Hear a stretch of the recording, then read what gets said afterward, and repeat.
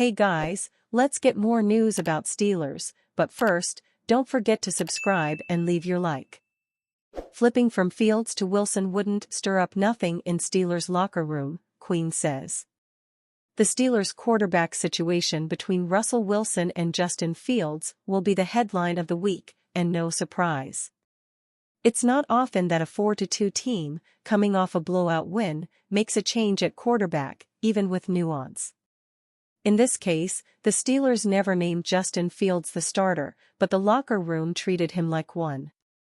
So how will they handle things if Mike Tomlin does make the switch to Russell Wilson? Not to worry, says ILB Patrick Queen.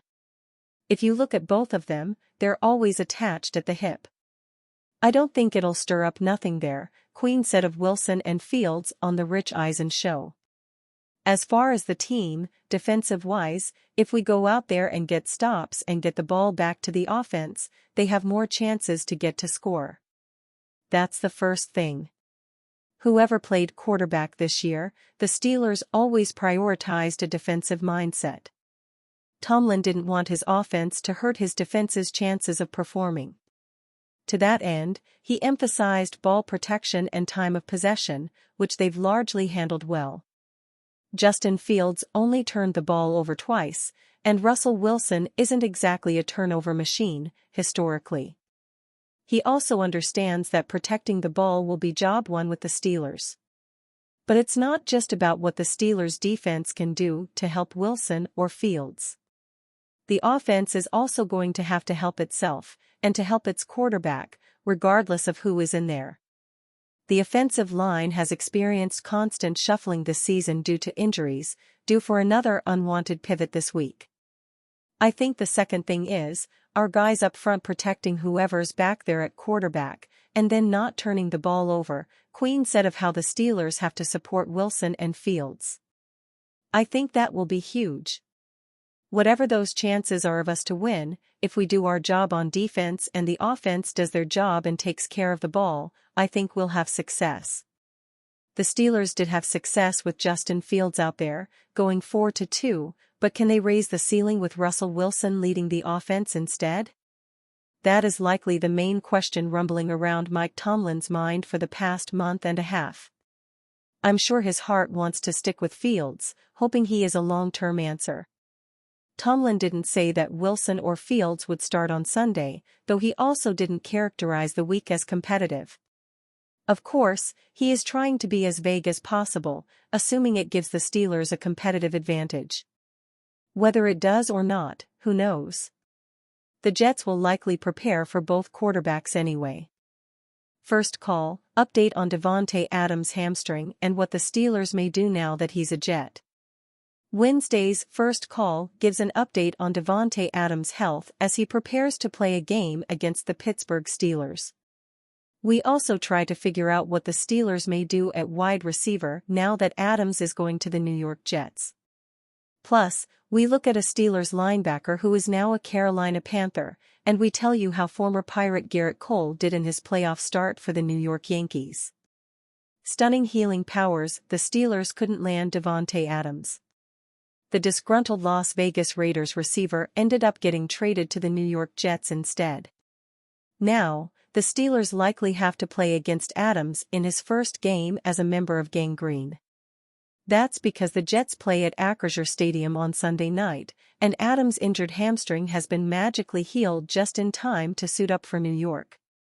Adams missed the past 3 games because of a hamstring injury that was probably made up entirely, or at least exaggerated so as to protect his trade value once the Raiders determined they wouldn't play him again after his trade request. Now Adam Schefter says he has been deemed healthy enough to play by New York. As you might imagine, the internet had some fun with that news. The last time Adams played against the Steelers was September 24, 2023. He posted 13 catches, 172 yards, and 2 touchdowns for the Raiders during a 23-18 Steelers win in Las Vegas. Consolation prize? With Adams coming on board, the Jets may move on from fellow WR Mike Williams. That's according to Jordan Schultz of Fox Sports. Prior to Adams' arrival, Williams had been in the role of third receiver behind Garrett Wilson and Allen Lazard.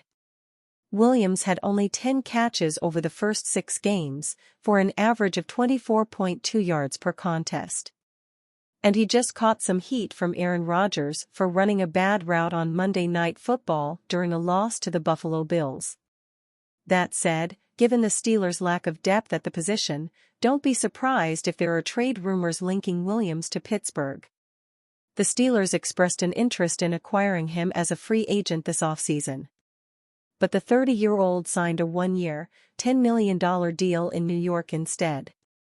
Via SteelersNow.com, if general manager Omar Khan does figure out how to swing a deal for Williams, he'd cost the Steelers less than $2 million the rest of the season.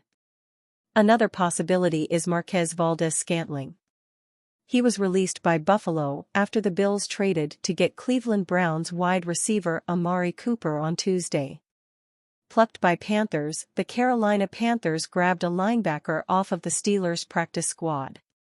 It's Jacoby Windmon. That's according to Aaron Wilson of KPRC-TV in Houston. Windmon hadn't been back with the Steelers for long. He was with the organization during the preseason. However, he was waived during final cuts after the team returned from St. Vincent College. This move means he'll have to spend at least 3 weeks on the active roster with the Panthers. Windmon re-signed with the club October 2nd. Windmon's exit could open a spot for the Steelers on the practice squad. Outside linebacker Ade Ogundeji is a candidate to rejoin the team after being released Monday. 3WR Steelers could trade for with Davante Adams off the board.